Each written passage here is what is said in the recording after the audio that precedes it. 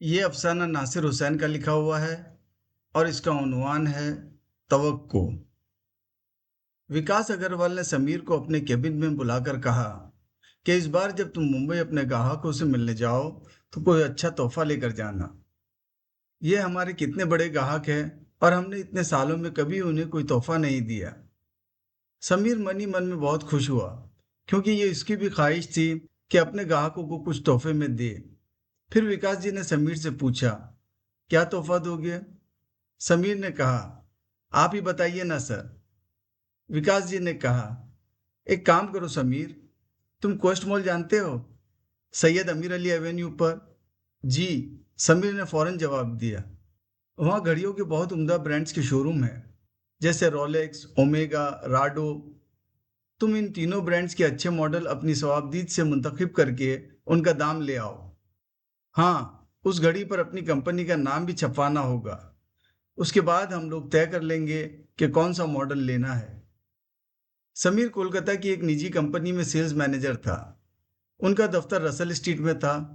उनका कारोबार शादी जैसे मौके पर पहने जाने वाले खवातीन के लिबास का था। कोलकाता में जरी, जरदोजी और हाथ का काम काफ़ी सस्ते दामों में होता है। और फिर ये तो उनका पुश्तनी कारोबार था।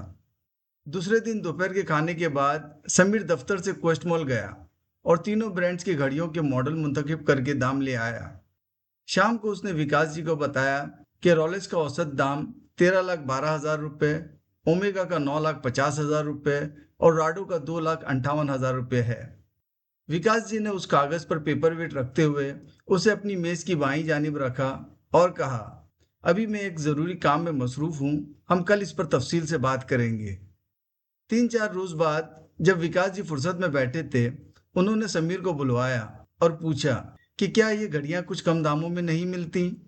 समीर ने फौरन जवाब दिया, क्यों नहीं सर, टाइटन और कैसियो जैसे ब्रांड्स में बेहतरीन घड़ी 12 से 15 हज़ार में मिल जाएगी।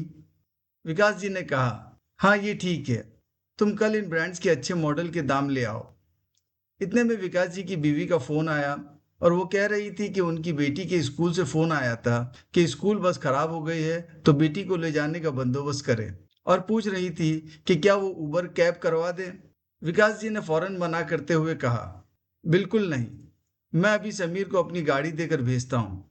फिर समीर को गाड़ी की चाबी देते हुए कहा, तुम पिंकी को स्कूल से लेकर के घर पर छोड़ दो। चूंकि समीर पहले राधा बाजार में घड़ी की दुकान पर काम कर चुका था, इसलिए उसे इन ब्रांड्स के दामों का अंदाजा था। वो टाइटन और कैसियो के दाम, जो कि बिलतरतीब 13,500 रुपये और 12,200 रुपये थे, ले आया और अपने बॉस को बता दिया। 4-5 रोज बाद एक दिन अचानक विकास जी ने समीर को तलब किया और पूछा, तुम मुंबई कब जा रहे हो? समीर ने कहा, परसों। विकास जी बोले, ओ, तो बस कल का ही एक दिन बचा है। अपने कितने ग्राहकों को घड़ी देनी है? समीर ने नाम गिनवाए, Krishna apparel, Hema bridal, Sai clothings और ओनली फॉर दुल्हन, ये 4 हैं। विकास जी ने आंखें छोटी करते हुए पूछा, पर हेमा ब्राइडल्स तो हमसे कुछ खास माल नहीं खरीदता, है ना? समीर ने कहा, खरीदता तो है, हाँ, लेकिन उतना नहीं जितना बाकी 3 ग्राहक।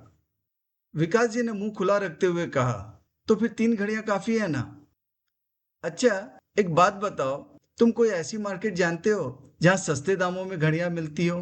नाम वाम नहीं लिखवाना, क्योंकि अब वक्त नहीं है हमारे पास।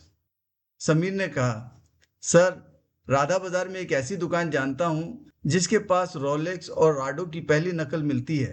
ये 3,500 से 4,000 में मिल जाएगी। विकास जी ने कहा, तो फिर देर मत करो, मुनीम जी से 10,500 रुपये लो और आज ही 3 घड़ियां ले आओ, लेकिन देख लेना दिखने में ये अच्छी लगे। समीर ने जी सर कहा, लेकिन राधा बाजार जाते वक्त एक पल के लिए उसके कदम रुके। फिर उसने मुनीम जी से रकम ली, घड़ियां खरीदी और मुंबई में मुलाकात के वक्त अपने ग्राहकों को हदिया कर दी। समीर की उम्र जब वो इस कंपनी में आया था 30 साल थी और अब वो 38 का हो चुका था। इन 8 सालों में उसने विकास जी को बहुत करीब से देखा था, किस लगन और मेहनत से उन्होंने अपनी कंपनी को इस मकाम तक पहुंचाया था। वो उनसे कुछ ज्यादा ही मुतासिर था और उनके जैसे कामयाब होना चाहता था। उनके जैसी चमकदार सफ़ेद हाफ स्लीव्स की कमीज और सिल्वर ग्रे पतलून भी खरीद रखी थी। यहाँ तक कि रजनीगंधा और तुलसी गुटखा खाना भी शुरू कर दिया था, मगर बीवी की कसम ने उसे इस लत से रोक लिया था। 5 दिन के दौरे के बाद समीर घर लौटा तो थक कर चूर था।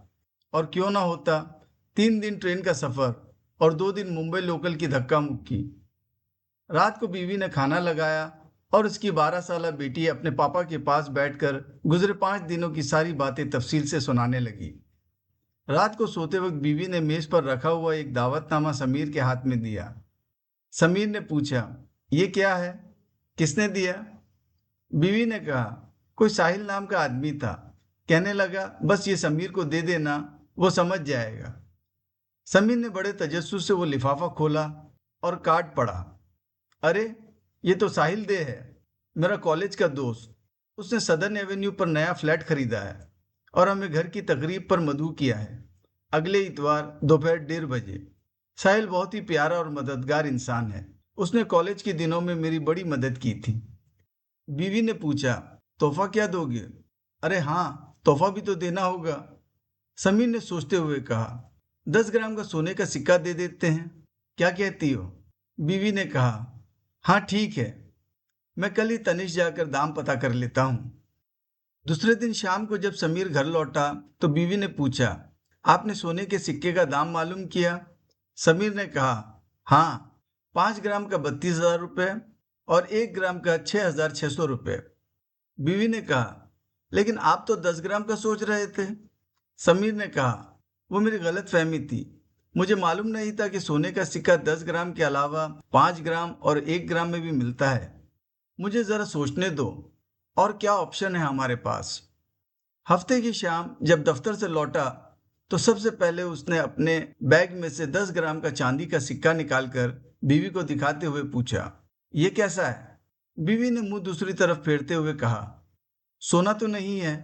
खैर, घर की तकरीब के मौके पर इससे बेहतर और क्या होगा। इतवार के रोज जब समीर अपनी बीवी के साथ साहिल के नए घर पर पहुंचा तो उसकी हैरत की इंतहा न रही।